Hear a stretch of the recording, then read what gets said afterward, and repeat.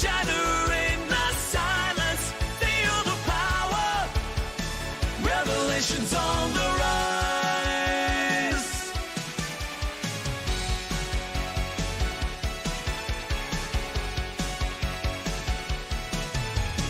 From the shadows, light emerges, breaking through the veils of dark.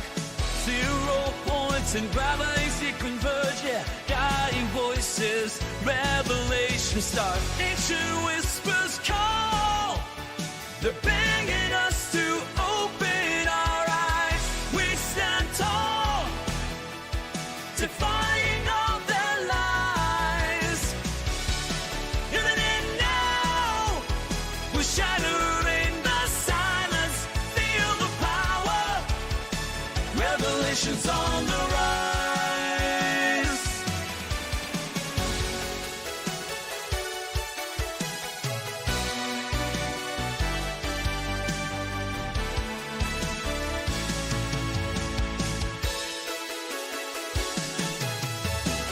Forbidden knowledge we dare to see, unveiling secrets, setting us free. In this epic, we play our part with fierce hearts. In and now, we're shattering the silence. Feel the power. Revelations on the rise.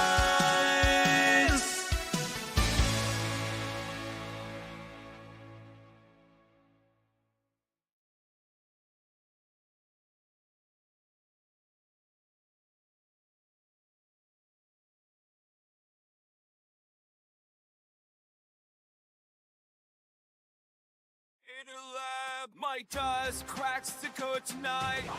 Oh yeah, that's true. Wires and circuits to shine in neon lights. Oh yeah, see new. Creating power from the air, these smiles and delight. Mike does it right. Mike does all my keys to one.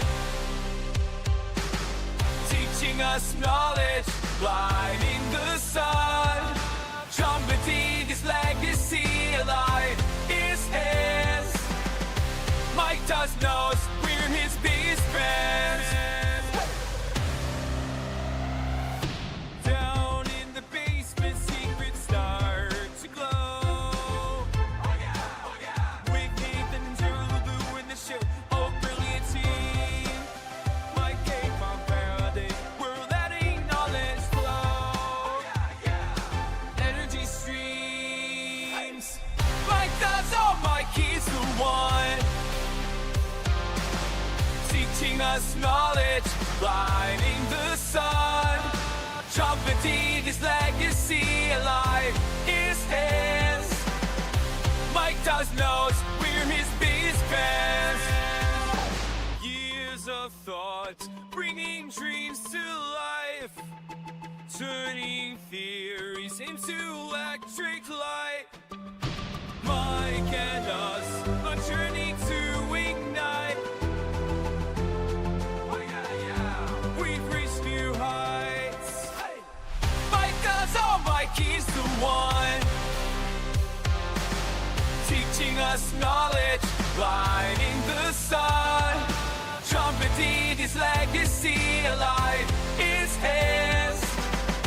Mike does knows we're his biggest fans.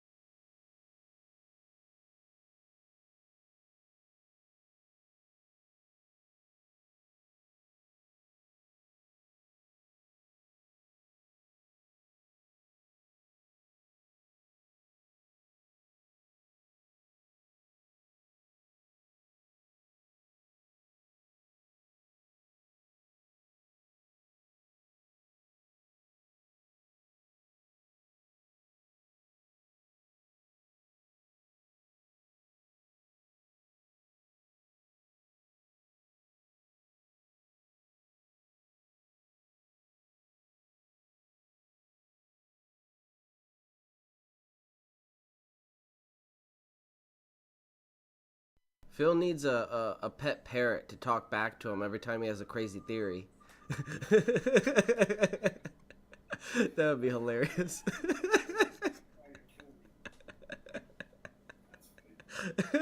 Right? That's impossible. Right?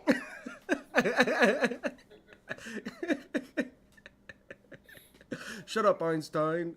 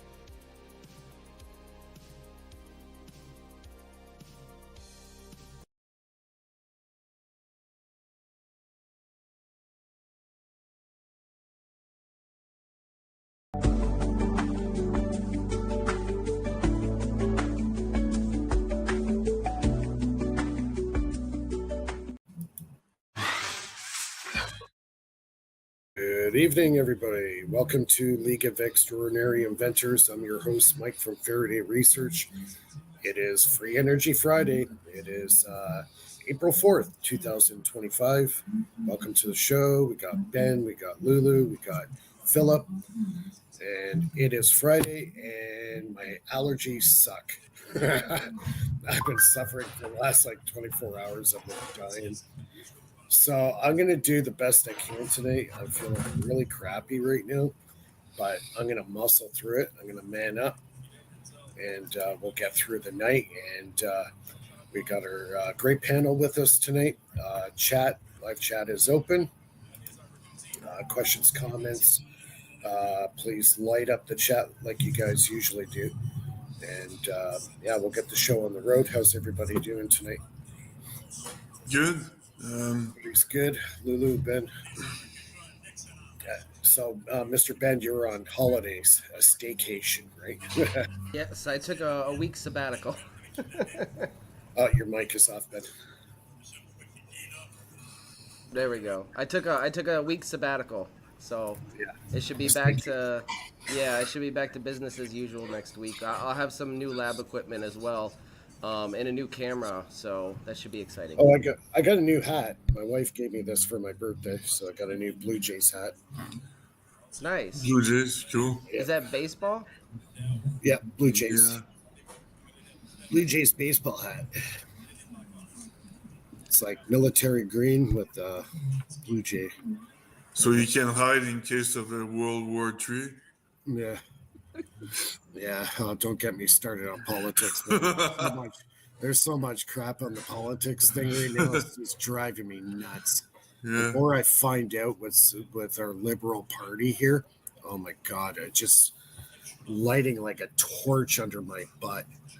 Oh. Yeah, the important thing is to vote on the end of April, because otherwise we can't complain. You know what I mean? Yeah. If you don't vote, we cannot complain. Yeah, that's right. Yeah, actually, George Carlin had a good one. He says, on voting day, I don't even leave the house if I don't like anybody. So they say, well, you can't complain. You didn't vote. Well, no. You're the guys who voted in the party that's incompetent. So I have every right to complain about the parties because I didn't vote for them. Right? Okay, you might laugh at me. This is like a futuristic kind of idea.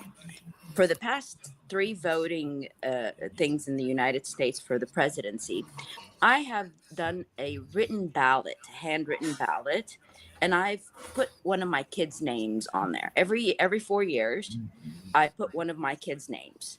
I so far I'm 3 and I still have one more. So I figured this, like quantum computers like hold this information, right? Yeah. And if the like we consciously engineer the future, well, I'm putting a name that's going to be always there, like the record of that vote is not going to ever be, it's not going to disappear. For what? For a presidency vote. You understand? Like pre-planning before, when they're young. And if you get this, like the algorithm of that name to be recognized and associated with that vote, Yeah. think about it. Yeah. So, Yeah. so that's what I do for 4 years.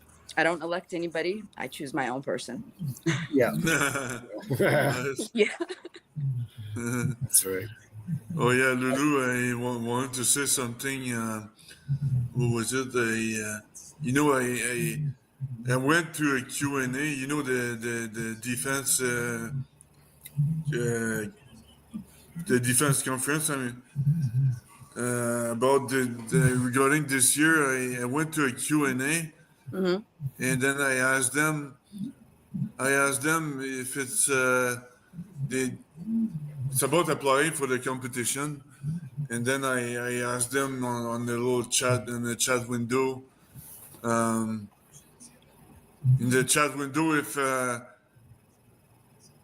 if my technology is TRL-1, but I'm not sure if the U.S. military got the capability to generate the necessary amount of power. And then they I said it's for the force field. Overskin he scored. Now Overskin he just equalized the number of goal of Gretzky, by the way. So He matched his record. yeah, he matched his record. And he didn't beat it yet, but he matched the record. But anyway, I was in a QA fac, and I asked them this question, and they just like banned me. They ignore my question because it's a top secret question, I guess. Generating enough power to move on to the next phase. To create the force field. Yeah. The And differential. Yeah. I know what you're talking So I said I'm not sure if the military got the technology already or not. And then they just Wouldn't give you an answer.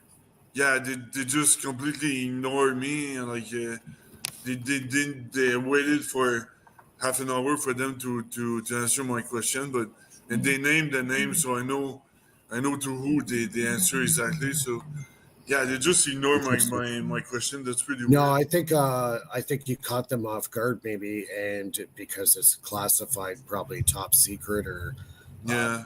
A certain black program, which they can't really touch on, so you have to dance around it, right?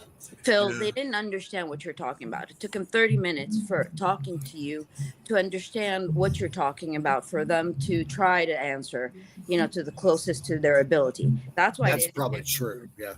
directly. They just wanted to extract information from you, then try to find something that in their, like knowledge database to answer you. But Yeah. you don't what? sorry, go ahead.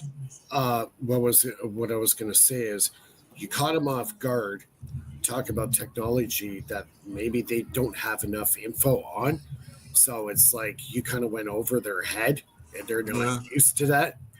So they kind of had to dance around it, maybe. Yeah. I don't know. I'm just guessing, but Yeah, it makes sense. I mean, I'm kind of playing with fire a little bit, and they don't know.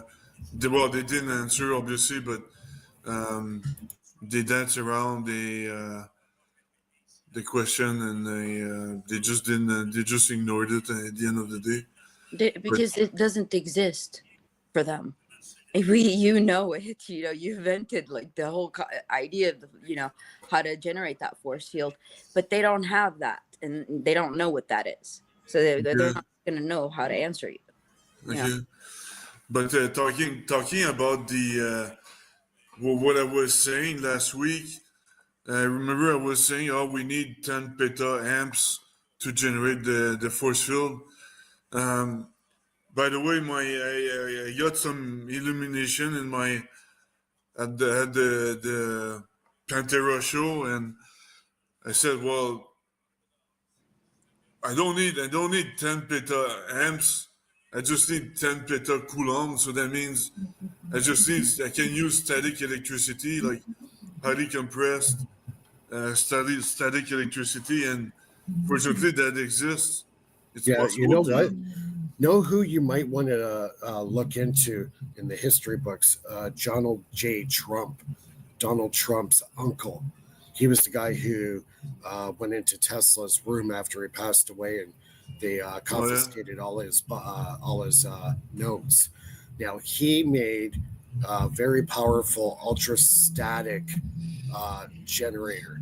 Now, Oh, yeah. as far as how much power it put out, I'm not sure on that. You might have to dig into it, but I would look up what Donald J. Trump was working on. That might Yeah. give you an idea on how to generate the power using electrostatics. What's his first name? Donald? Donald J. Trump. I'm trying to remember. John Okay, Trump. John Trump. John was- Trump. Okay. Yeah, it was Donald Trump's uncle. Oh, okay. Well, So, interesting. yeah, he was an MIT engineer, well known back in the 30s and 40s. Okay. So you might want to look into that, what he was working on. Okay. And interesting. I'll check it out. Thanks. And to go back to, I just want to share. I'm just gonna share my screen here. Oh, who scored? Ovechkin. Okay, so that's it. Ovechkin just did the hat trick and beat Gretzky's record. Wow. How many years did he hold that record for? About 35, 40 years almost. Hey, it was a Yeah. long record. Eh? Yeah, but he doesn't matter. McDavid is gonna beat him over again. Yeah. You think so? Yeah, Connor McDavid. Oh. Yeah. At this rate, yeah. We're How talking about hockey, right? Yeah. Yeah. yeah, we switch from physics to hockey. Yeah. We're off the rails. We're off the rails. Okay, you're in the rubber room. Yeah. No, let's go back to physics. Can you see my screen? It's like my kids when I go Yeah. off the rails, they go, nurse, that one. It's like,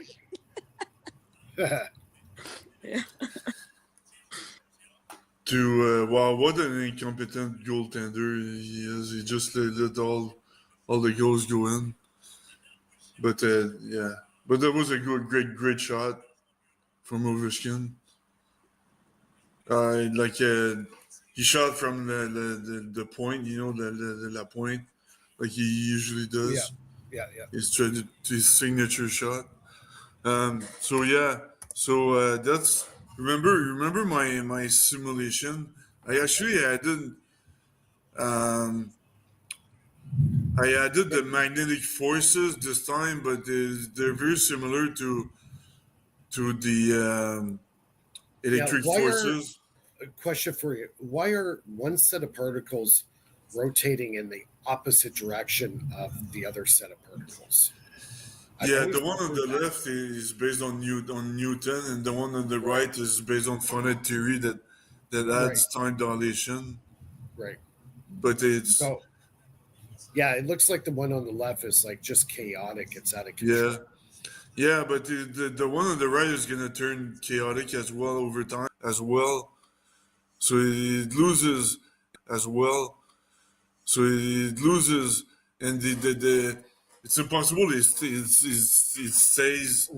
Now, is that because the energy density decreases in respect of time, or No, it's just chaos. There's something it's impossible the electron stays in the perfect orbit at the perfect distance, at the perfect velocity. Entropy. You know, yeah, the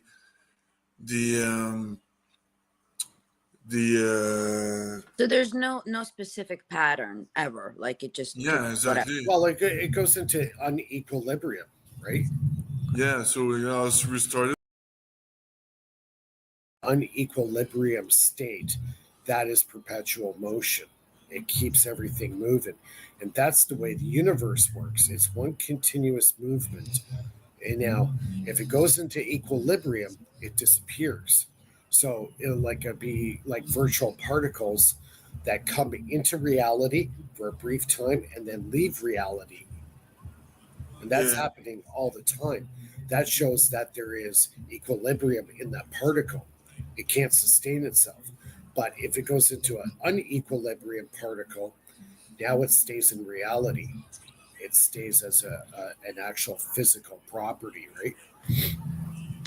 Is there yeah. a difference between the two elements that you're simulating? Like I see one that has like 4 electrons, I think, or a little, or are they like Yeah, the one on the left is using Newton, and the one on the right is using finite theory. But finite theory just adds time dilation to okay. the formula. The one on the left, is just basic Newton mathematics. But the one on the right stays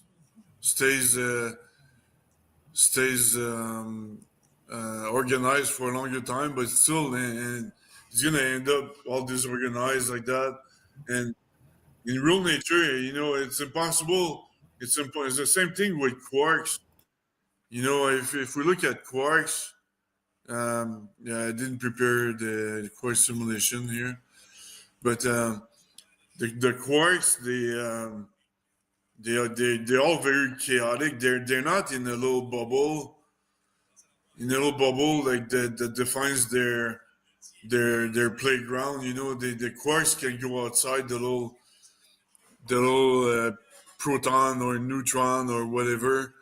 There's nothing that prevents the quark from getting outside the walls of the protons and the neutron. You know what I mean? So yeah, I need to update my. I need to No, it's update. definitely you're onto something But because yeah, my point is the tangential velocities. I cannot use the mainstream tangential velocities, otherwise nothing's gonna work. The electrons yeah, are gonna navigate away from the nucleus. So the yeah, mainstream is all wrong, man. It's pretty yeah. bad.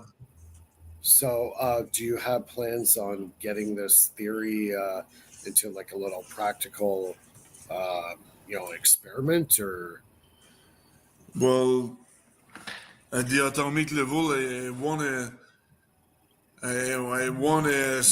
to simulate like chemical reactions and maybe eventually create metamaterials that can possibly like hold very dense charges or things like that. Then that would be really Yeah. cool. Well, Metamaterial. yeah, like like what Townsend Brown was doing for his capacitors that were his lifters. He was using paraffin wax, tin foil, and tar, and he was doing Yeah, layers. So if you want to create electrostatic field, these type of capacitors he was building back in the 1920s and 30s, that's exactly what he was doing. well, And they what's were his name able again? T. Townsend Brown. Okay, T. Townsend Brown. Yeah. Okay, I'll check it out. So he was one of the pioneers of anti-gravity that the U.S. Military was working on back then. So Okay. yeah, making these electrostatic condensers is where the direction I think you should be going. Okay. Interesting. Thanks. T. Yeah. Townsend Brown. Yeah. So it's using paraffin wax, tin foil, tar, and just layers, like 3-4 layers thick. And he was charging them with like 200,000 volts. Oh yeah. yeah, like really high electrostatic, very, very little current, but very, very high voltages. Yeah. You could probably get them up probably into the millions of volts. Nice. And, That's really cool. and this is like a capacitor. Yeah, basically, yeah, electrostatic capacitor. Well, let's say how much like the peta thing that you need. How many of those do we need to hold a peta? Well, You know? you know what? I would probably start with at least 5 layers thick. It actually will get very thick. So, what Eric Dollard calls this is an electrostatic condenser. Electrostatic condenser. Yeah, Cool. I'll check it out. Thanks. because originally back in the early days, the word capacitor didn't exist. It was known as a condenser, right? Okay. So even like Wilhelm Reich, when he was building his orgone generators and accumulators, that's exactly what he was doing. He was making an electrostatic condenser without the outside plate. It only had the inner plate. Okay. So, but what you want to make, you want to have plates on the front and the back, Okay. but several layers thick. So your condenser might actually get quite thick. But I don't need to replicate 10 petaamps, obviously, but what I need to do is replicate something dense enough that can be scaled up to 10 Yeah. petaamps, you know? exactly. So, say you had a condenser that's like over an inch thick, you could probably hit it with 4 million electron volts and it would hold it. It will hold it. Really? Wow. Yeah. But no amperage. It's just electrostatic potential. You could go into the millions of volts and it would probably hold it. So I think that's the direction you want to go. I think that's where the phenomena is going to be, where you want to play with. Okay.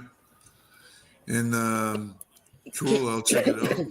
Can you like you said they'll hold charge, right? Yeah. Could you like fill them up, and then add them all at one time to create that?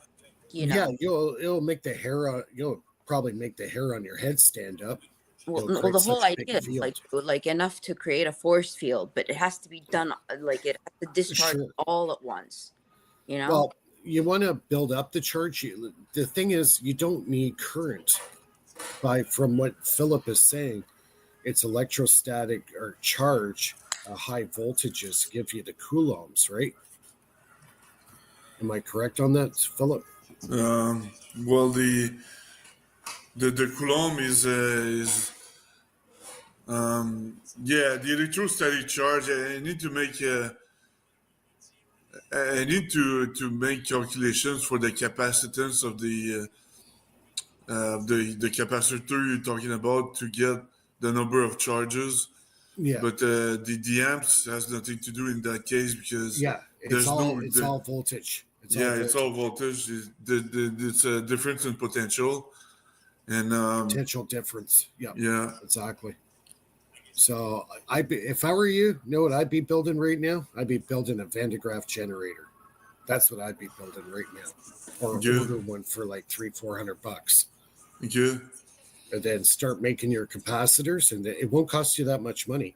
Tin foil, a little bit of tar, paraffin wax, and just start layering it like a sandwich. Just keep layering them. And then get the Van de Graaff generator right beside it and let it charge up that capacitor. And then you can probably detect just by your hand if it's holding that charge on the plate or on the sandwich, right? Okay. Yeah, cool. I'll ask you a lot of questions about it during the week, next week for sure. Yeah. You can buy a decent one, Van de Graaff generator. I've seen them for like $300-400 on Amazon. Like you don't really have to break the wallet too bad. Oh yeah. And cool. They'll give you 300,000-400,000 volts. Good. Oh yeah, they'll make a spark jump, 4 or 5 inches. Oh yeah. It takes what is it, 1200 volts, or sorry, geez, I got a brain fart here. I think it's 12,000 volts for every inch. I have to double check that. My brain's not working. My allergies are just killing me. Yeah, it's like 12,000 volts per inch. So Yeah. if it's throwing a spark 5, 6, 8 inches long, that's a lot of voltage there. No amperage, but a lot of potential. Yeah. Cool. I'll make the calculation. I'll let you know, and that's very interesting. Thanks a lot. Yeah. And I just want to add that all the calculations of the force fields are in my paper. You can access through Patreon or my website. Yep. Session. Yeah. Post your Patreon in your YouTube link. Put that in the live chat for everybody because I see some newcomers here. And Yeah. if they Right want to here. follow you or support you. I got a few new members this week, so thanks a lot to my new members for joining. Really helps out. I'll be working on my solar project this week. My computer's kind of slow right now, but yeah, there's too many things open. Where's your C++ superset? Yeah. Yeah, but you can see the graph here. All the calculations are there, and here's the graph of the force field for 500 petacoulombs. I can slow down a projectile down to 20%. So your for Van de Graaff, 1 meter distance. so your Van de Graaff generator, by the looks of your figures, has to be the size of an apartment building. Yeah, no problem, man. I'll just buy the whole building here. Yeah. So What are you building, Phil? Van de Graaff generator. I need 4.5 million watts of freaking electrostatic potential. I'm gonna make the hair on your nuts stand up. Sorry, I went off the rails. What do you think the radius of like generating that kind of power? What kind of radius do you need, like safe zone, like where like nobody could Safe enter? zone? What safe zone? like 10 miles, 20 miles, Oh God! like Could you imagine that? Like 4 million electron volts going right through you. No current, but man, that would give you a snap like you wouldn't believe. That would hurt. Yeah. Exactly. Yeah. Exactly. would it like I don't know, I guess the energy that would go through your body, like you would generate so fast And make all the might wake hair up on your in a body different stand up. timeline, like you Yeah. might wake up in a different timeline. Yeah, really. Then you get to create a spinning, rotating magnetic field in that. Yeah, there you go. Back to the future. Yeah. But what is it, the chronovisor? What is that like, right? The The chronovisor. chronovisor. Yeah, that'd be Yeah. well. I think the chronovisor was a little bit different. That was more like the looking glass, or what it was. What was the one made by the Vatican? I Supposedly, think that's what it was. The the chronovisor. chronovisor. Was it Yeah, the I think so. chronovisor? It was like a seat, and like there's like tubes, like metal tubes all around, and they just rotate at such a high speed that it creates this like plasma state where Yeah. something like that. I read a few years ago about it. Okay, I'm not, I haven't updated myself on that, but yeah, it's something like that, and it's supposed to warp you into, whatever time you wish it to, something like Yeah. that. I don't think time travel is going to be that controlled. That'll be a long way down the road before that happens. Unless they've done something behind closed doors that's totally, magical. I don't know, they have, but I think they deal with the weird, devil entities and stuff like that. And this is how, like, the Vatican and all the, like the dark, stuff. Not scientific. Scientific is the legit things. The other stuff is the I don't know. I don't know how to. But I think they play with dark magic, and that's how they get the stuff. It's not science based. It's Yeah, it's just witchcraft. witchcraft based. Yes. Yeah. I think I think there is a lot of good stories out there. You know what I mean? Like, I'm starting to think a lot of them are just stories, like the Floyd Sweet thing I was studying for a long time, and I pretty much came to the conclusion Floyd Sweet's VTA device was a hoax. I don't know what that one is. Yeah, I talked about it a couple weeks ago. I don't know about that. Yeah, I think the Floyd Sweet device was a complete hoax. You know why? I'll tell you why. When he had the generator running, Bendini said he smelled ozone in the room. Okay? The only way you could create ozone is either by an electrostatic or electro discharge, like a spark gap. That's not always true. My rodent Hold on. coil can produce it at very low voltages. You're getting that effect with it without Michelle got enormous amounts of ozone with like 80 volts. 80 volts and no spark gap. No spark gap. Something to do with the geometry of the coil. So there might be something else going on there. There's some kind of mechanism that we're not aware of. If anything, what he had was some form of, I guess you could call it a solid state electric. What I do agree with is he left something, how to condition the magnet or whatever he had. He left the secret sauce out of his public information. See, the other thing too is, if he ever gave the device to Bearden or Bedini, they always witnessed he actually shorted out the box before he gave it to them. So that would make me think that it is an electric, because it's like you're holding an electrostatic charge and you're grounding out that charge that's built into the box already. So if it is anything, if there's any credence to the whole device's, it has to have an electric type property to it. Let's assume that it is a hoax. What do you think that it is possible at all to do what he did with such a small amount of input power and an enormous amount of output like that? You know what?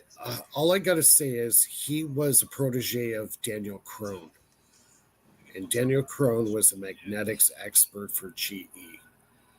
He was like at, a very, very high level of understanding of magnetics and electrostatics and all this stuff. And Floyd Sweet worked under him. So it's possible, but the thing is, he kept everything so secret. When Bendini was working with him and Bearden was working with him, when he talked with Bearden, he told him this, and then when he talked to he talked to Bendini, he gave him a different story. So he's probably lying. So yeah, he was never straight up. Yeah, he was stirring up. Hey Nathan. What's up, guys? Hey, Nathan. Hey, how's it going, guys? Good. Well, welcome back. Oh, thank you. Welcome back. We're just talking about Floyd Sweet's VTA, if it was a hoax or not.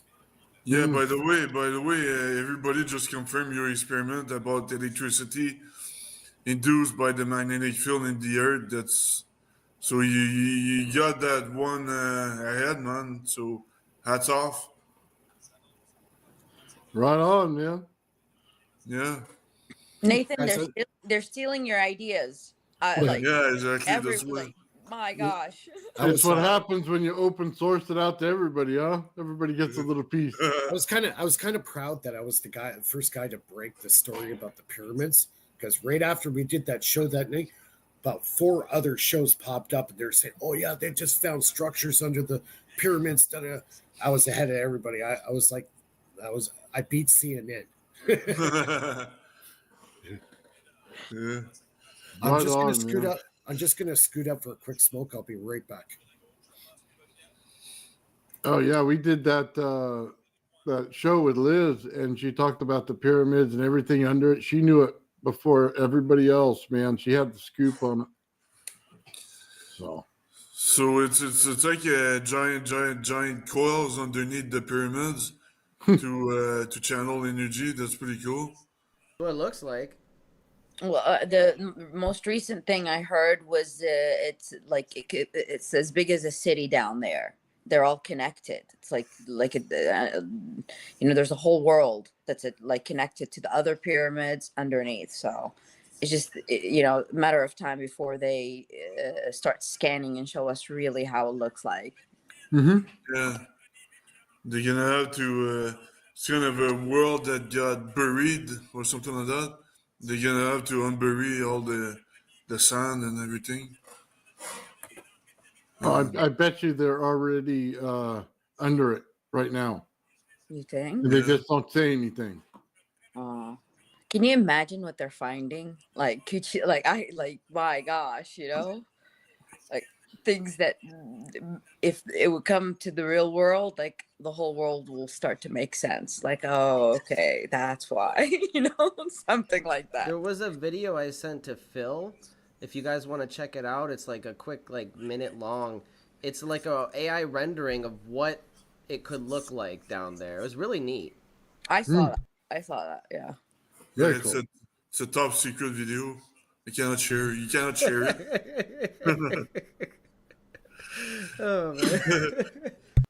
Hey, is a Simple Man 911 is trolling again, but Simple Man doesn't understand why I'm doing the maths. It's because I'm doing the boring stuff that nobody else want to do, so I can discover new things. Yes, the That's- groundwork. He's laying the groundwork. Nice. Yeah, very simple. So if he doesn't like it, then that's what empty gold net. So that's what basically is gonna pull you ahead of other people. That's what you need to understand, Simple Man. He's wanting to see a device. I'll show him my middle finger.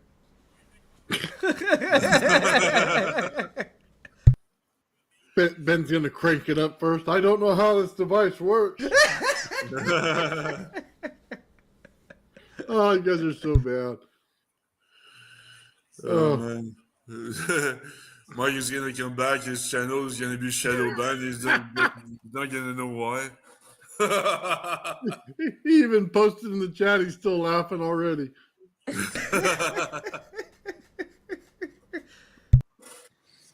Hey, what did you expect, man? I come on here, we gotta laugh a little, huh? Yeah. Oh my Yeah. god. I saw your plasma stuff on yesterday. That's that's pretty cool. Can you explain it? Dude, that was like I did a lot of this about a year ago. Yeah. And I keep getting people on my channel that just showed up and they don't understand that I know high voltage better than probably anyone and how to make it do whatever you want it to make plasma, make bridges, to make angles out of it. You know what I mean? Make rotational plasma, all kinds of stuff. And I just wanted to get it out there so they could see it again. Yeah. Are you able to do highly compressed, highly dense electrostatic charges like Mike was explaining earlier? Highly compressed electrostatic charges, yes. Yeah, cool. When If I had a compression chamber, man, it would be on, because then we could really do some radiant energy on the outside, and that can really compress the living daylights out of it in there. Oh yeah, cool.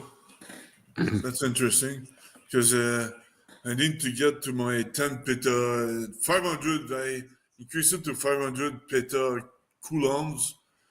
So I can use electrostatic charges. I figured I don't need current necessarily, but I just need like a very high charge.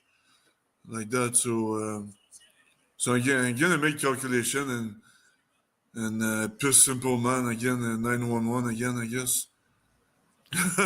Well, I wouldn't get too hard on him, man. He's a good guy. You know, what you need to look into is like how radiation holds in static electricity. And that's going to be the field that you want to push, because you think of it as your device, it's not DC once it sparks, right? So once it's in the air, it's now an open system. So when you're turning the energy on, it's continuing to fill a bubble. So it's going to keep filling and filling and filling. It's not going back to the loop. You know what I mean? Yeah. It becomes a discharge system. So then how much charge can you pack in there before it breaks off? Yeah, Now, exactly. yeah, now you have a plasmoid state. Now you know that radiation or a radiant field from a Tesla coil can hold that energy in. Now you got something. Now you can really put the calculations on it there, because now not only are you building the plasmoid, but you're breaking it from the regular gravity around you. So now it's a separation as well. And then everything with frequency has resonance. So now you're in that sweet spot of really creating something big in a locality instead of the whole area. You know what I mean? Yeah. You just need it in a small, dense field. Yeah. So I just need to replicate it at a small scale. Mm-hmm. And then depending on the density, I'm gonna say if I'm able to replicate it at a small scale, then I'll be able to extend it. You know, I'm not gonna extend it here, but you know, if I can get it dense enough, then it's gonna be good enough at a small scale. That's all I need to do. Well, we could probably. They did a plasma experiment a while back where they took a ball jar and they sucked the air out of it, right? And then you put the plasma in there and it grows inside of an environment with no air, right? Yeah. But now we can take another field and condense it while it's in there and just let a little bit of air in there so that it has enough for friction. Then we might be able to create it in a jar. Yeah. Interesting. The other thing I'm figuring also is you know, like I was saying, since last week, or I made mistakes 2 weeks ago, but last week I corrected myself. We are in a very dense ambient energy density. There's 1.2 times 10 to the 44 joules per meter we are in. So that's like 1 times 10 to the 20 kilograms per meter. So we are in a very dense energy environment. You're saying in the Earth? No, in the atmosphere, in the void, in the solar system. Okay. You know, there's a lot of energy, so we need to harness that. And other than creating a true void to create a potential difference, I don't know how we could harness that, but I know it's possible. We are in it, and but yeah, other than creating a true void,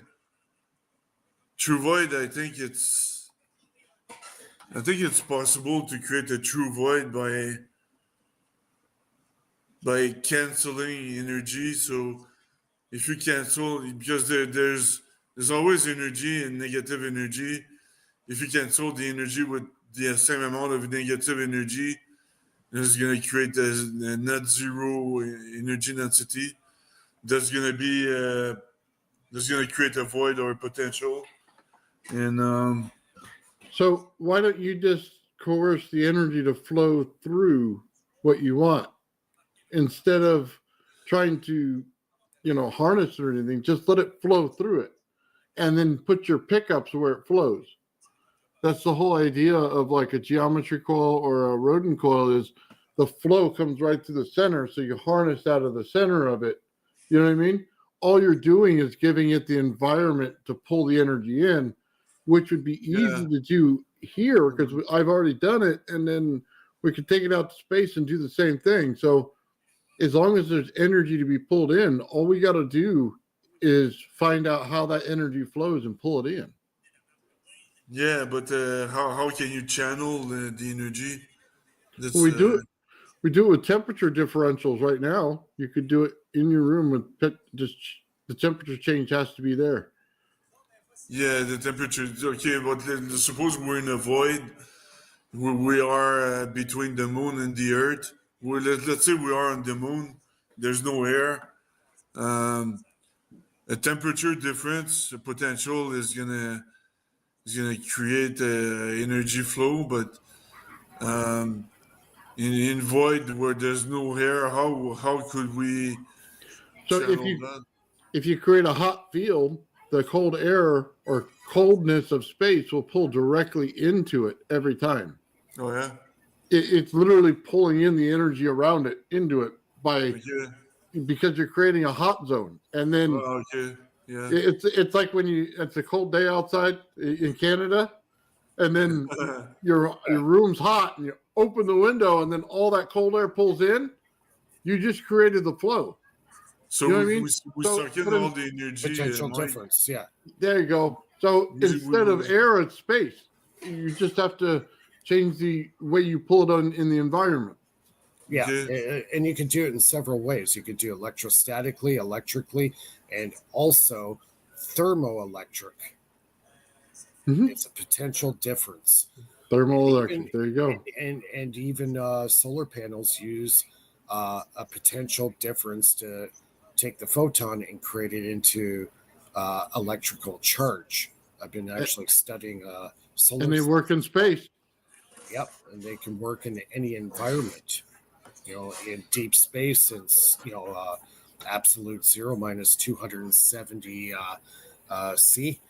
Yeah, so yeah, it's totally possible in several different ways. Yeah. So, Yeah, I think that's what we got to look at instead of trying to create a giant amount of force. Let's just use what's there and pull it in. Yeah. What is that Yeah. called? Photovoltaic or something like that?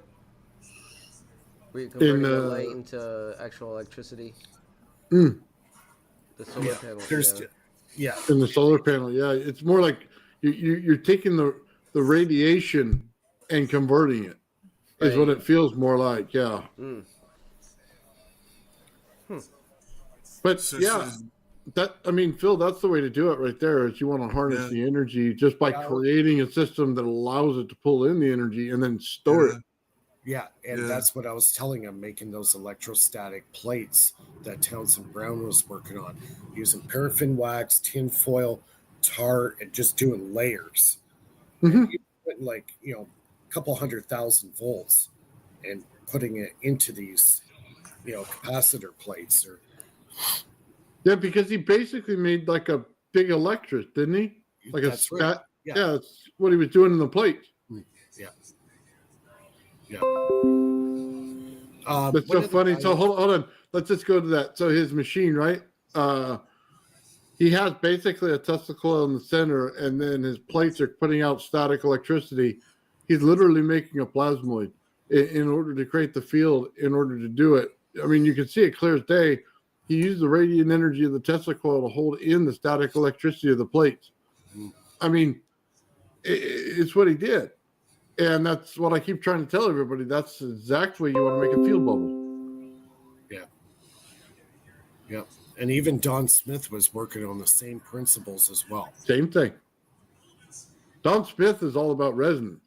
Yeah. It is literally quarter, half, waves, and they're all resonant to one another, which creates a energy inside of it. Yeah. Dude, his work is awesome, bro. I did a Tesla coil inside of a Tesla coil and two other pipes. Yes. Man, that thing, if you tune it just right, bro, it puts out a ton of energy. Yeah. I mean, a lot. It's wild. Yeah. There's one video I want to show. I talked a while ago about the Norman Wooten's MRA device, and I actually did this device. I want you to watch the video because I had one guy here talking about over Unity, and I made. Oh yeah, this bring it up. device. Yeah, it's really cool. You got to see it. Just bear with me for a second. Oh, dude, if the guy put Victor Gorbenikoff in the chat. I have the book on my channel, and it's an AI voice reading it. If you've never heard anything about it, you got to do it for the resonant cavities alone. It's amazing understanding of it. All right, I got the video here. Go for it. Let's watch this. Hey YouTube, this is a quick video on an MRA circuit. This is invented by Norman Wooten and some others from the 90s, and my version of it, just trying to pick up the information that's out there in Rex Research and such. What we're doing here is an AC circuit from a function generator, and it's going through a piezo in series with a coil on a ferrite core, or it could be a magnetic core. In their documents, they were using a barium ferrite magnet. I'm just using ferrite. This is a 1-to-1 transformer. It's running across a 1 ohm resistor to measure current in. And then on the output, there's a small bridge here with some really fast diodes, and that's running across a 120 ohm resistor. And so I'm going to measure the voltage in and out, and you'll see that according to these measurements, there's much more power on the secondary side than on the primary. So here's that's the output resistor. Actually, it's 126 it's reading. I'll go ahead and turn the circuit on. You can see it's running about 2.12 volts. I'll show you that on the scope. Right now I'm running around 64,000 hertz. And here's the ferrite core, here's the piezo, and here's the input 1 ohm resistor right here, you can see. And then here, you can see the RMS voltage is about 21 millivolts. That would be on the input side. And then on the output side, this is showing about 2 volts average. The digital multimeter is showing 2.1, but they're close anyhow.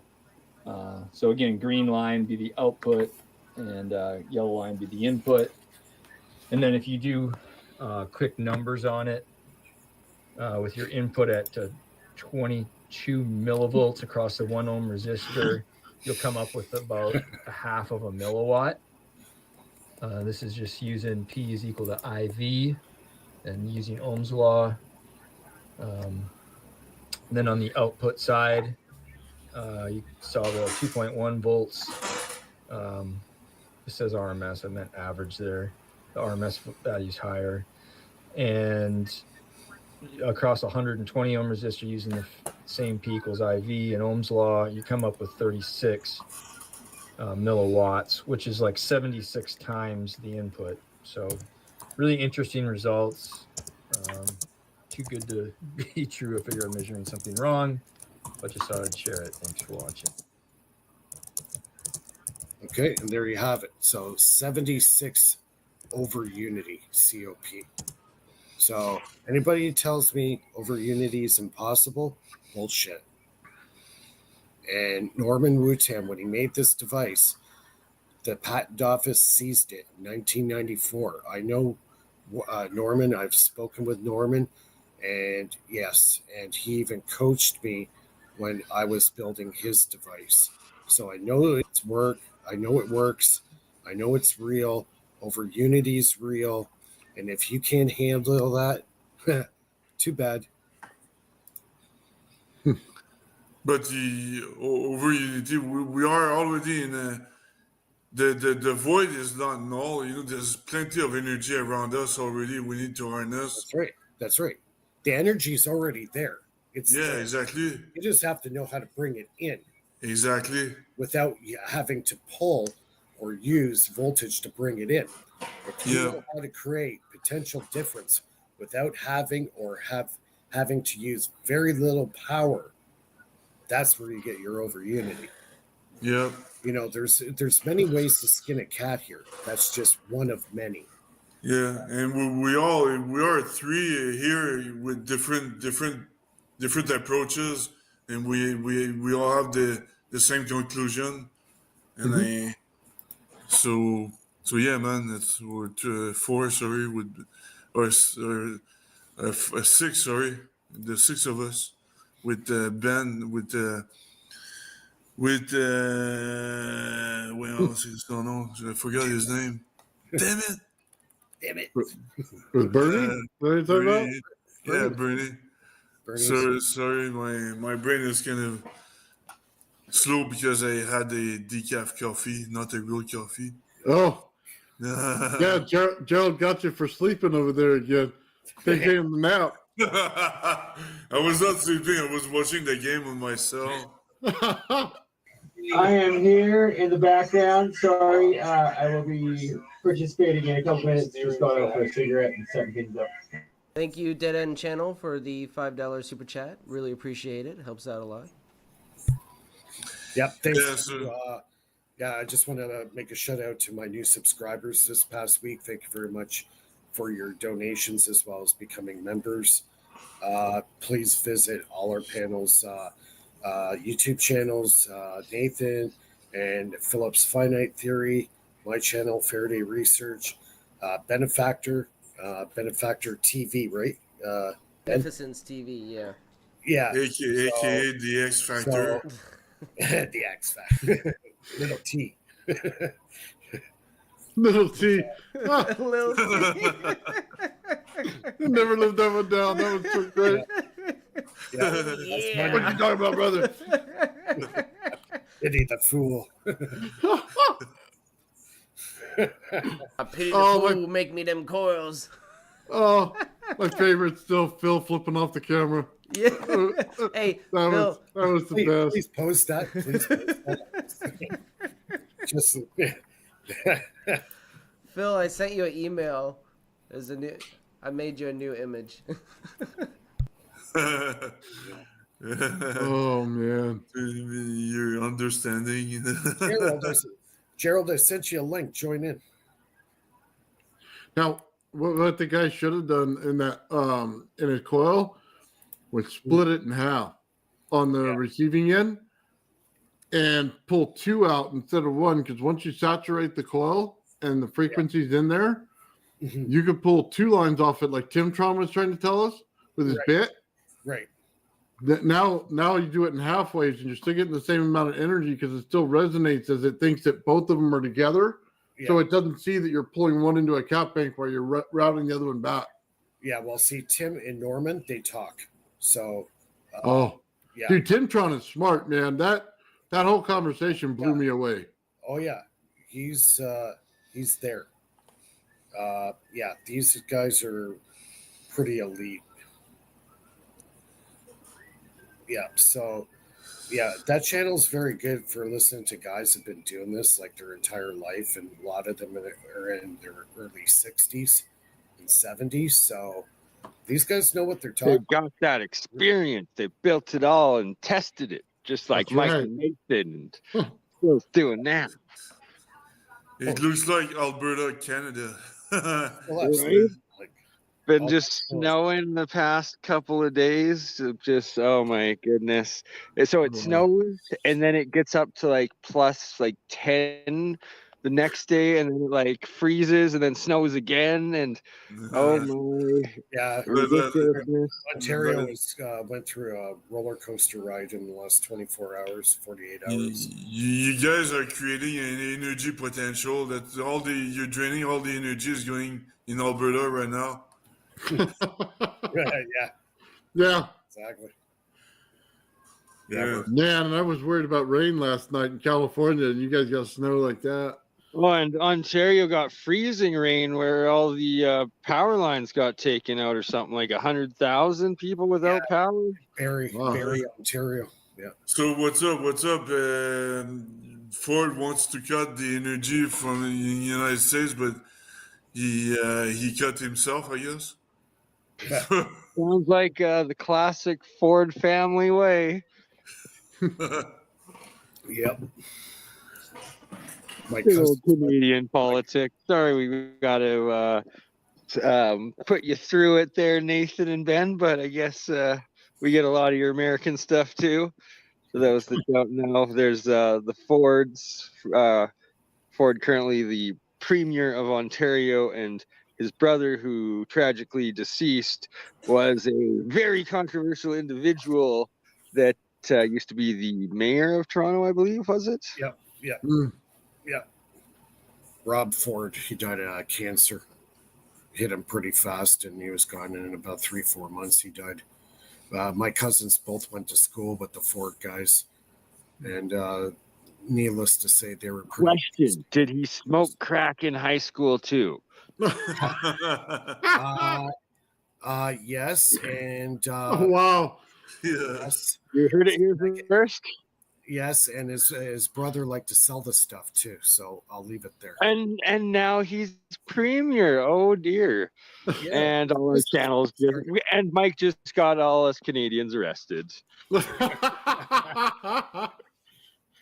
Yeah.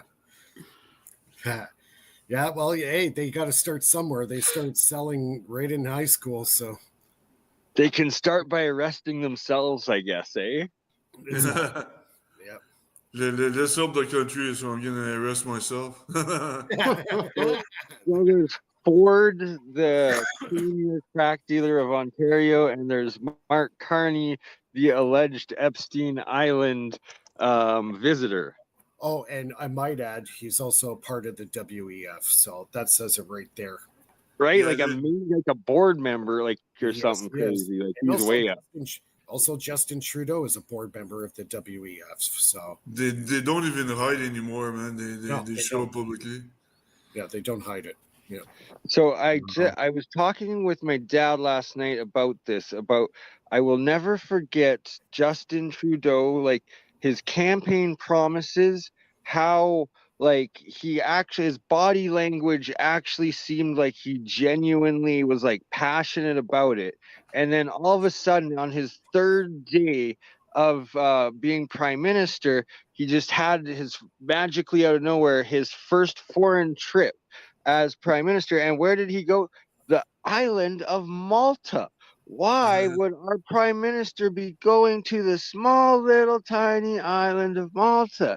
But then you look into it, there's the Knights of Malta, which is, I believe, a degree of Freemasonry, and they're also above the Swiss Guard in Rome and the Roman Catholic Church, and that Malta as well, famous for the elongated skull folk, and there's whistleblowers like Karen Hughes, the former World Bank director, who quit to publicly state that she experienced these elongated skull beings still living and ruling under the Vatican as well as Malta, and that she shortly there died of mysterious fast cancer after publishing this, and like that she went from being the director of the World Bank to completely ostracized, cut off of everything. And it's like, why would someone do that? And like, what's their motive unless it was just trying to get the truth out? And was that what caused Trudeau to be like, okay, Canada's out of the war in Iraq, we're out of the F-35 program, we're plotting our own course to I'm going to Malta, to coming back being completely shook and looking like he hasn't had life, love, or any passion in him since then. Yep. Exactly. Yeah, there's a lot of stories coming out, and like Philip was saying, they're not even hiding it anymore. Right, like Argentina publishing their Nazi files stating Adolf Hitler lived there to his 70s and that he had 2 daughters who then had children. So there's literally living Hitlers in Argentina to this day. Yeah, I heard about that too. Nazis. Yeah, I think he fled there, but from what I heard, he died in 1967. So Yeah, and apparently these papers say he died when he was 70 years of age or something. yeah, he was almost pushing 80. Yeah. And it's like, I remember like 15 and 12 years ago when the first sunset clause and the FBI.gov published their papers saying that they were tracking Adolf in Argentina. And now apparently their president spoke to Trump and was like told to declassify these, and or at least they discussed it and got his blessing or something like that. And it's very interesting how much is coming out, but simultaneously how much the powers that be are no longer hiding and are just blatantly with it. And it's like, is it all kabuki theater, or are they actually at war with themselves and they're going to be some real change? Interesting. All right, let's get back into the science. Back to science. How about that free energy generator from the dude in Princeton or something out of the UK, where it gets free energy from the Earth's magnetic field? And have you guys heard of that, or did you cover that? Which one? The one about the getting energy from the Earth's rotation? Yeah, the Earth's rotation of its magnetic field, and that the key to it was a design by Michael Faraday. Yeah, like what Nathan was saying, like proactively showing us as well with his mud experiment and all that stuff. Right? Nathan, more of that. Yeah. Electric mud. Well, have you done some where you added salt into the mud water? Oh, dude, there's no salt in that mud water, by the way. All it is minerals. You should try one. Can you try one where you have it like the current way of just like the mud water, and then a identical one but add salt to it, and then see the difference of the reactions? I could do it. That'd be sweet, because then we can compare the energy that's coming out of like a freshwater lake or river compared to the ocean, and guaranteed it's exponentially more from the ocean. Well, one thing is heat when you put hot water in versus cold water. So if the mud's hot, then it produces more energy. Ooh, right. So the sun where it's shallow. Yeah. But then how about the beaches to the ocean where they get heated by the sun and it's mostly quartz grains of sand, right?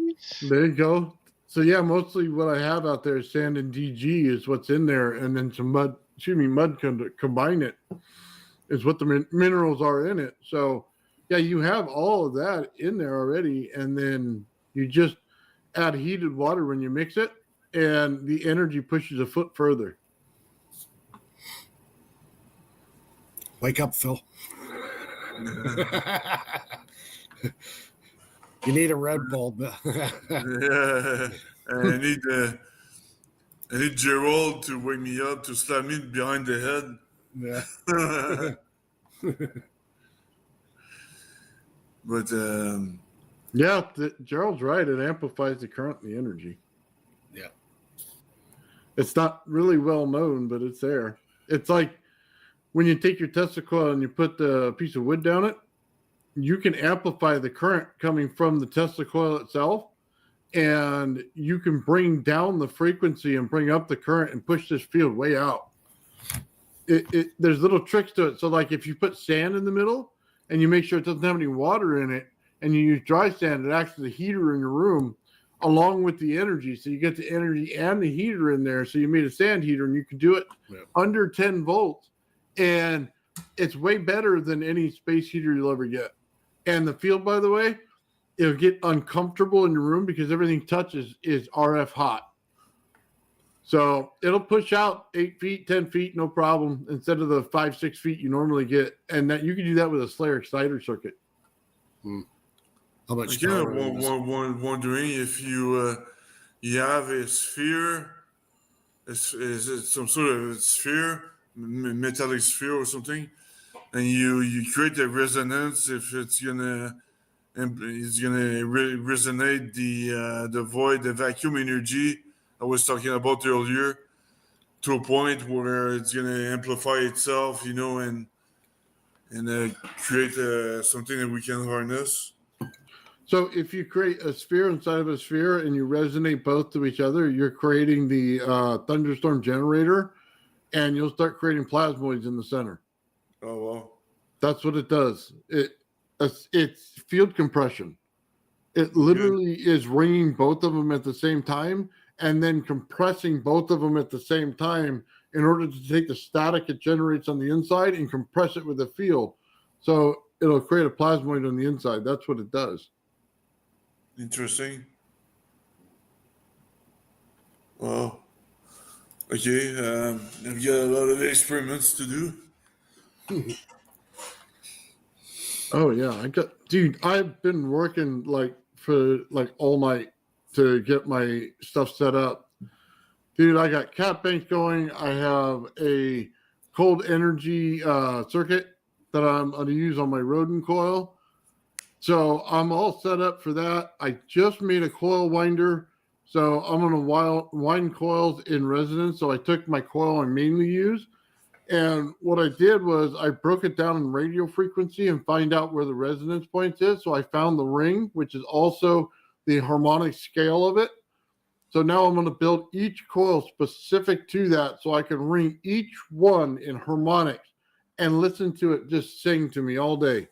So, dude, I got some wild stuff going on, man. Like I said, I've been 3D printing like crazy. I had to shut them off before the live tonight. And dude, it's been a wild ride. So I'll have all kinds of different experiments coming out again. But, I'm going to do the rodent coil ones. I also have a couple geometry coils that need to be tested. I made a 3D print, and I'll show you these right here, these little sticks that go in there instead of nails. So now when I do my 3D prints, I can put them in there and sandwich them with nylon bolts so that they don't go anywhere, so I can get the compression on the outside without losing the tension on the inside. So it's a different way to go, man. And I built several of them already, man. It's pretty cool. So Nice. yeah, I've been doing a lot of work lately. And then I worked on my gravity flyer again, man. I've been doing all kinds of stuff with that. So yeah, it's coming along, man. I had to change in my gravity well device. I had to change the couplers because they were pulling energy to the motor because the motor acts as a draw for the system. So it was ruining the energy in the center. So I had to switch it. So now that I did, it comes out in a little ball that goes in below and rotates just fine. So now it's taking that radiant field you get from the center of Tesla coil because it goes straight through it and it pulls out the field like this. Now I just got to put the static on the actual balls themselves, man. And then we're literally building plasmoid fields all throughout this thing. So I got a bunch of things in the running, but I told myself I'm not doing experiment after experiment. I'm going to do one video for all of it and then do like the plasma channel did and just get it all out at You once. gotta do at least a little short per video, or I guess cover them all in one big one and then just edit them down into small little individuals. No. I'm going to do 45 minutes in a video, man, and give it all to you at once. And then I'll do for the members, I'll break it all down in pieces if they want it to. But I figure the way my channel's going, in order to grow it a little more, man, I have to do it, one big thing at a time from start to finish in order to get it right. And then just do the lives to promote it and the little shorts to maybe give me a promotion to it. But that's kind of where I'm at, man. I'm closing in on 8,000 subscribers right now. So I'm getting up there. Must be nice. Me there. I've been capped 9,500 for almost 3 years now.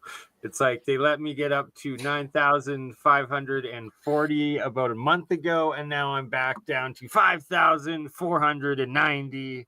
It's so frustrating. Yeah, I'm picking up 395 subscribers every month. That's And then I just started streaming to X. So oh yeah, X is good for sure.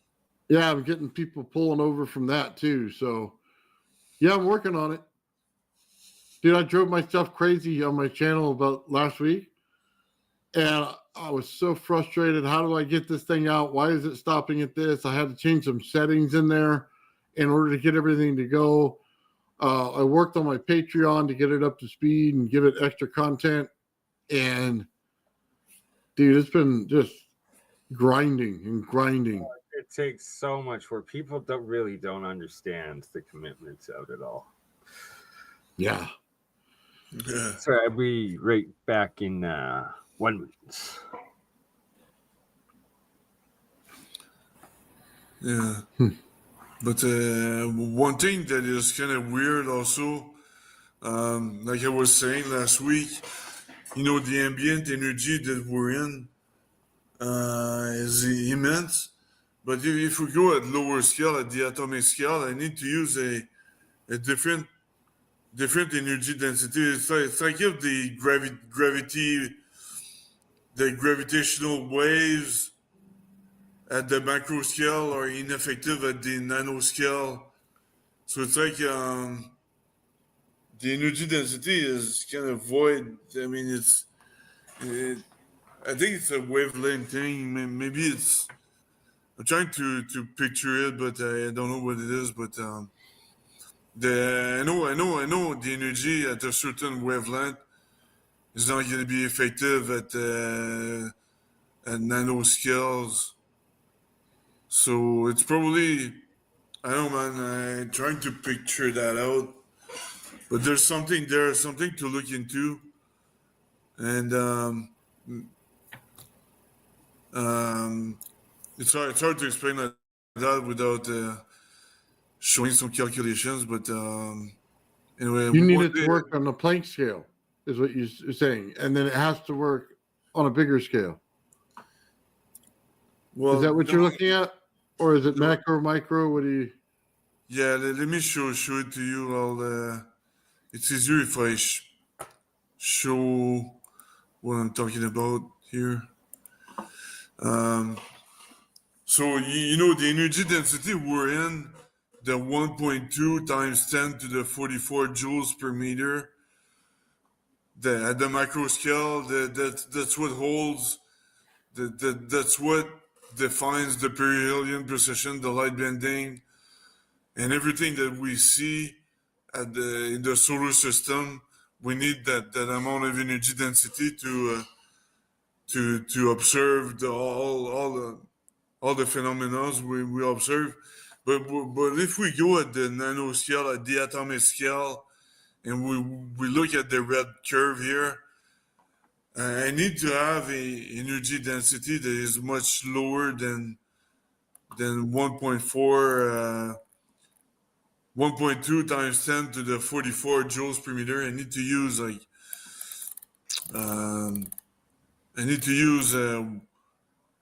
one times 10 to the minus 3 joules per meter.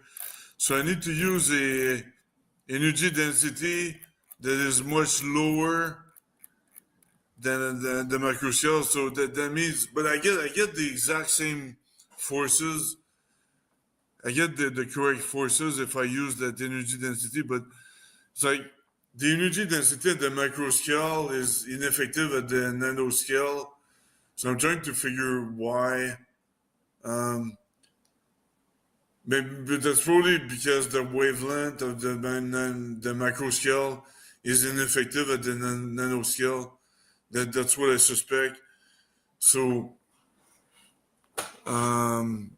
So you can measure to 10 to the third joules per this, but when it becomes 10 to the 44, that becomes like the subatomic scale, right? And so the equation doesn't make sense because it doesn't follow the laws of certain physics. yeah, I double checked all the mathematics, and I really need to use a very huge amount of energy at the macro scale, but at the nano scale, at the atomic level, I need to use a much lower energy density to get the correct observations. So, um, so my point is my point is the energy, the macro scale energy density is ineffective at the nano scale.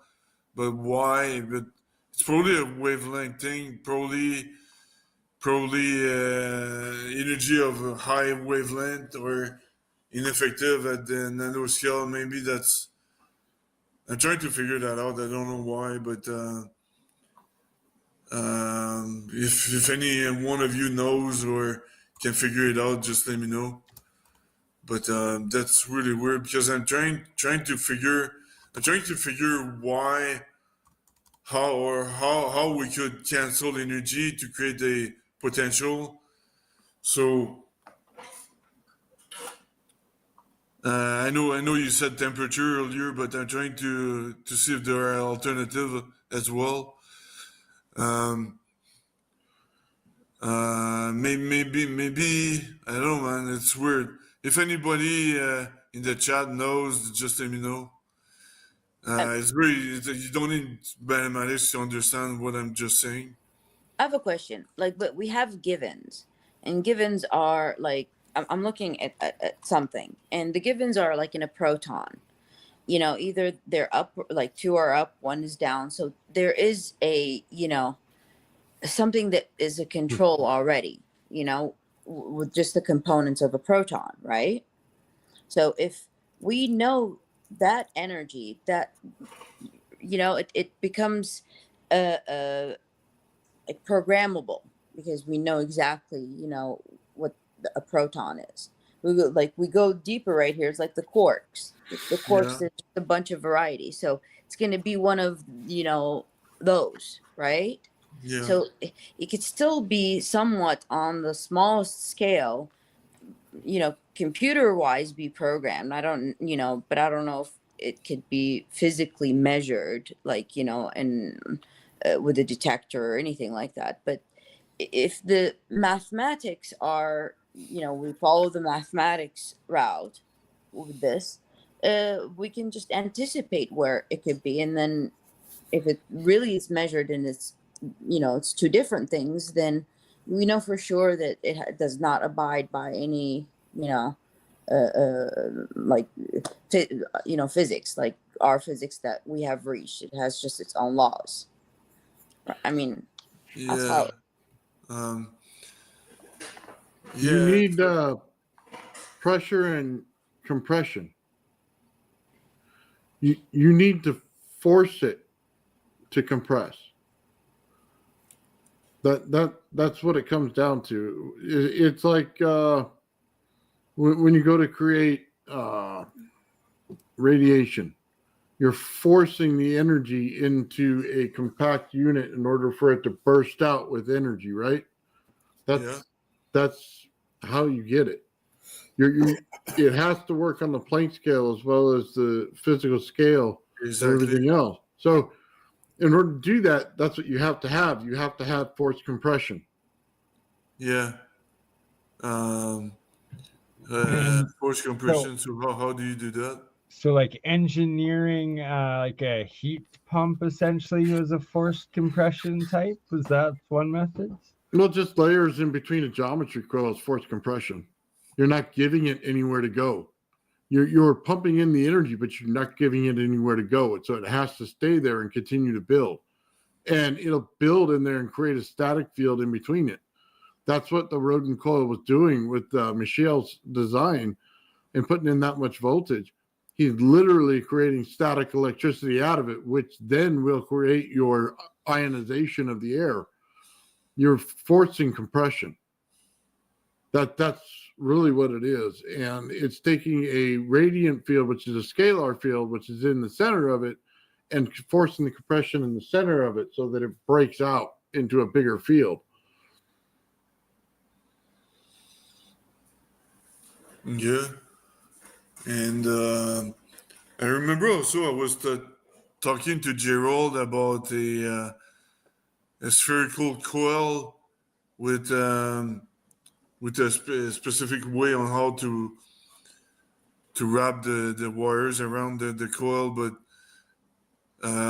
it could create a difference in energy pressure at the center of that spherical coil that you're gonna have a potential right there if you have a sufficient energy. But Well, you can do it.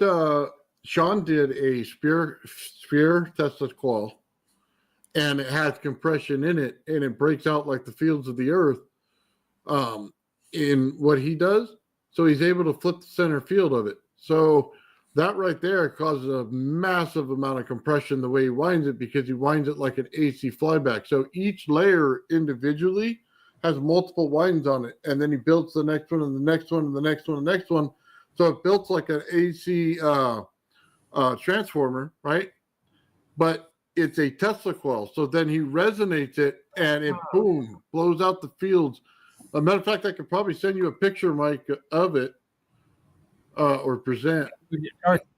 Would you be able to share it, or not? It's private sort of thing. No, dude, I shared it earlier today.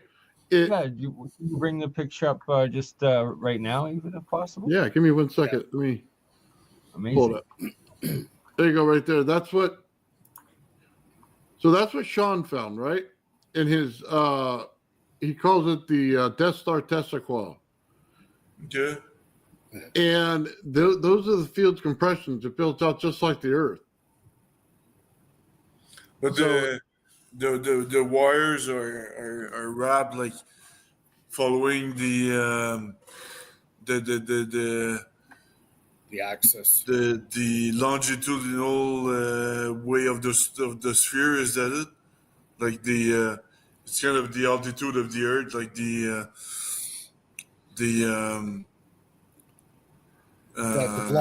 blotch wall would be where the equator is. Yeah, exactly. That's your blotch wall. So, you're compressing this electrostatic field right to the blotch wall. Has nowhere else to go. That's where you get the mass compression of electrostatic potential. And that's where the field starts building up around it. okay? So when he does this, he gets static electricity and he gets the high voltage plasma, just like a Tesla coil does. He's getting both. 2 in 1. And as an AC transformer, you said, engineered into it. Amazing. Oh, I could show you an operation if you want that. Yeah, I think I'll everyone would get something out of that. This thing is wild, man. Let me see if it's this one. I think this one's DC. Real quick, hold on. Yeah, this one right here. So let me go to it, pause it, and then.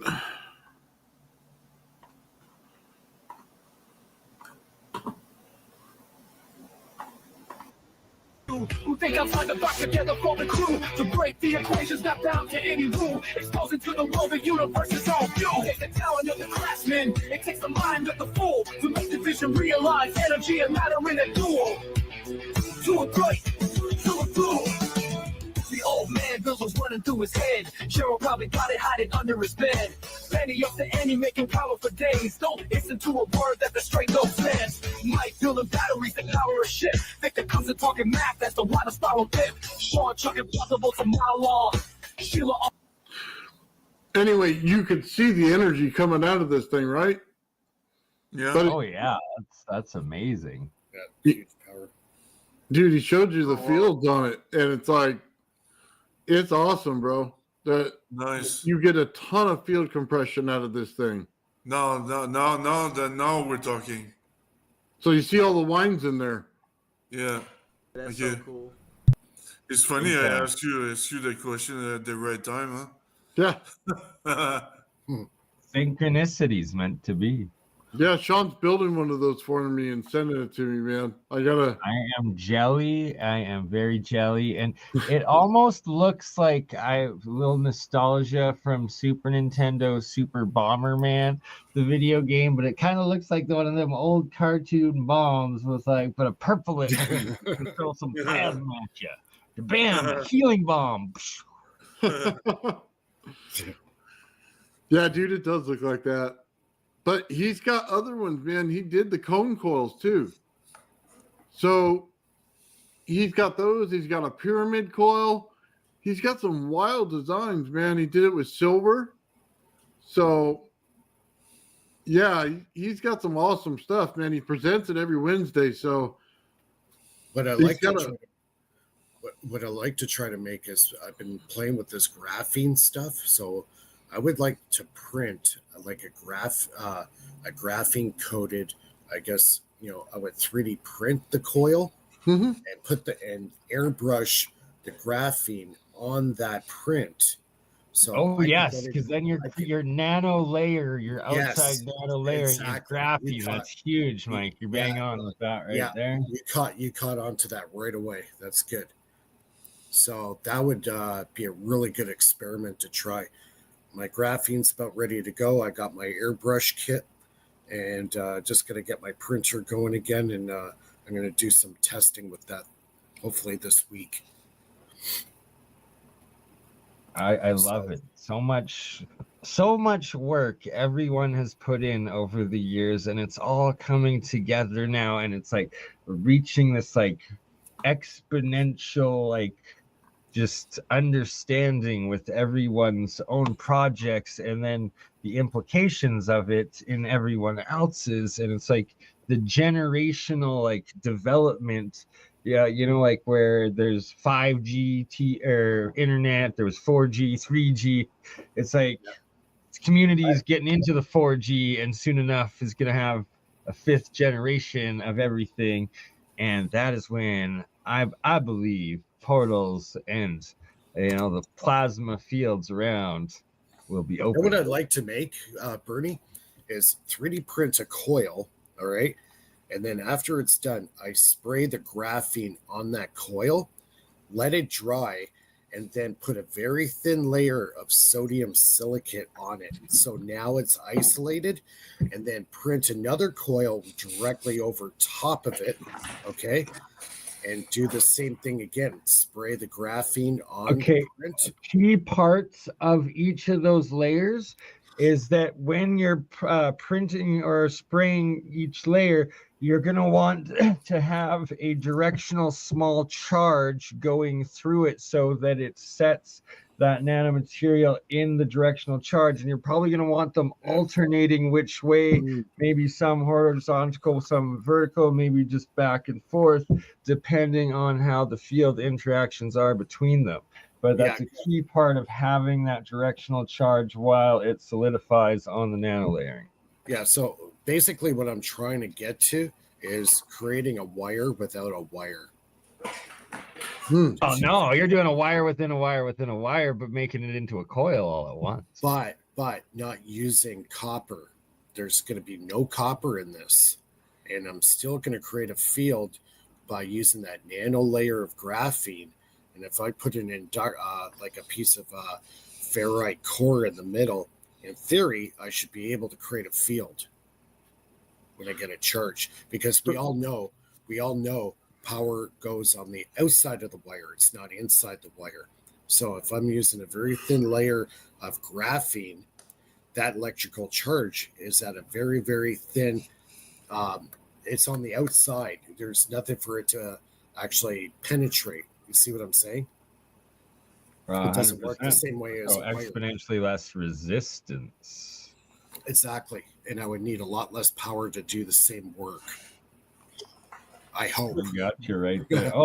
It's in the mathematics, the equations of what you're building there. No doubt about it. That's excellent, Mike. Yeah, just trying to create a wire without using a wire. You want to do it in those plates we were talking about earlier, Mike? Yeah. in that UFO device we're talking about. What was the name of it again? Oh, the Townsend Brown experiment. Yes, Townsend Brown. So when you do that, create it in mesh layers. Yeah. Okay. Mesh layers hold in static electricity so much better than anything else. So yeah, create that in mesh layers, and then you should be able to pull a charge on it. And then when it's still wet, push your layers together and then run the electricity to the plate, and just let it run so that you can get like an electric value out of it. And then pin them all the same way, man. Just let the field go the way it's supposed to go and let it run. Dude, I bet you could pull a monster number out of there. Just make sure you put some stuff in there that's a high K value. Or what I like to say with those things, I use paper as a separator. It's non-conductive, but in static, it becomes semiconductive. And it's already meshed. So as you put that in parts of your layers, you're able to build the static field. Right. But wouldn't the paper break down? Because the paper, well, you can use any mesh you want. You know what I mean? Just make sure it's meshed like that. That was the whole point of the paper. It would be a non-conductor that becomes a semiconductor in that field because of static. Or dielectric or something. Yeah. Interesting. Got so many ideas going through my head right now. I just quickly gotta hop outside for a cigarette and hop on Jeremy Reese's stream for 2 minutes, and then I will be back. And I've got a very nice video to play of the Earth's magnetic free energy device that I was talking about earlier. There, it's the actual inventor. He just did an interview with the Professor Simon channel, and they just I seen hours that. ago. So I think we should watch just a little bit of that if that's all right. Yeah, I was gonna watch that. I didn't get a chance. Is that the English guy? Scrutinize it and make it Free Energy Friday. Yeah, the guy with the crazy hair. Yeah, I like that guy. Yeah. He's got the Einstein hair. Einstein Jr. He always looks like he's in that little bunker. Yeah. Yeah, it's like a cave he's in or something. It's really shape, eh? Totally awesome. Yeah, I think he's a pretty eccentric individual. Yes. Well, he's English too, so it kind of like it jumps out at you when he talks. I love it. And he's missing half his teeth and everything. Yeah, it's really cool. He fits right in. Oh, that's so right. awesome. Fits right in. I love eccentrics like that, you know. A mad scientist. Yeah. Pretty much. He's got some wild stories too. I'll tell you that. Yeah, what I like about this 3D printing thing is now I have a means of making that print, conductive now. Any shape my printer can do. Now I have a means of making it actually conductive. And that just opens up a whole freaking... Oh, yeah. Right? The graphene I'm making is awesome. You just case it with the graphite. I used to airbrush. Like you dip airbrush it on. Take it out, No, I airbrush it on. Make it into nano layer. Okay. I'm talking like under 5 nanometer. If I get it under 5 nanometer, holy cow.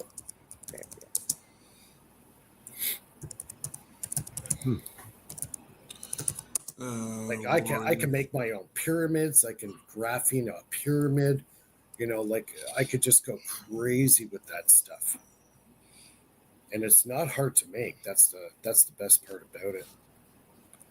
All you need is a really good ultrasonic cleaner or the probe and just hit it. And I found out actually a couple things about the mesh. I'm using a 600 mesh graphite. It only takes 2 hours to actually get it to what I want. Really? I thought it was going to take days. Yeah, that's good. Yeah, it actually turned out. I did an experiment, and I was hitting it for about 3 days I had on it, and my resistance started to increase. So I'm going, what the heck's going on? So I actually dug into that, and it turns out because I'm using 600 mesh, it's at a very, very small particle already. It takes very little time to exfoliate that graphene to the point where it's totally usable. So instead of days, now it's just in a couple of hours. I can have perfect graphene. So now, if I were to go to a 325 mesh, it would take a lot longer. So the graphite you use the say like I use a pencil lead, right? I drop that in there. That would take several days to break down because it's hard. It's it's a full piece. But if you're using fine powder like I'm using, it takes very little time. So Yeah, can you see my screen? hold on here. Okay. Yep. Yeah, so that's what I wanted to say earlier. Sorry, I got confused with longitude and latitudinal wires. I wanted to promote the latitudinal wiring of a sphere, because you should have like a very dense magnetic field at the exact center of that sphere, which would create a very dense energy potential. So that's sorry, I confused longitudinal with latitudinal, but I want to say latitudinal earlier on. So yeah, that's I saw the sphere. Obviously, the sphere Nathan just showed is very, very, very effective. But I'm wondering if that one with latitudinal wiring would be more effective. So there's just a little thought here. It's interesting. Yeah. So that's because I saw your buddy had the longitudinal wiring, but I'm wondering if latitudinal ones would be. It should be. You will have a very dense energy at the exact center of that sphere. Mm-hmm. So the temperature should be affected. Should get colder if there's more energy. So you could measure it with temperature. There's just an idea I had here. Gotcha. Yeah, I'm trying to think about how we would wind that. It's kind of a different shape altogether, like an apple or something, Yeah.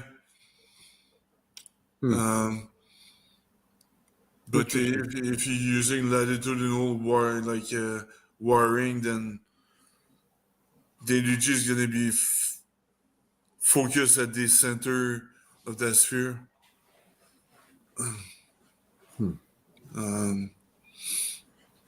So yeah. I'll ask him about it, see if he has any designs. Go ahead, Lulu. You could make a huge styrofoam ball and then wrap the thing and then burn the center, and then you'll have the exoskeleton of the part you want it. Yeah. Nice. Yeah. Or you could 3D print it also, maybe Mike. But I don't know. Can you 3D print spherical stuff like I just showed? Yeah. Mike? Oh, sorry, I had my thing on pause, mute. What was that? Say that again. So can you 3D print like spherical thing? The sphere I just showed using a 3D printer? Yeah, it'll take a little while to do. I'll have to put some support material in there to hold it. Sorry guys, I'm falling asleep and I gotta get up early in the morning, so I'm gonna take off. Oh, so you took my spot now to fall asleep? Yes, I did. I'm sorry. I'm falling asleep. Right on, Ben. Have a great night, buddy. Thanks, everybody. Thanks, Nathan, Mike, Thanks. Lulu, Phil, Bernie. Cheers. Good night, everybody in chat. Yeah, I've been up since 4 a.m. myself.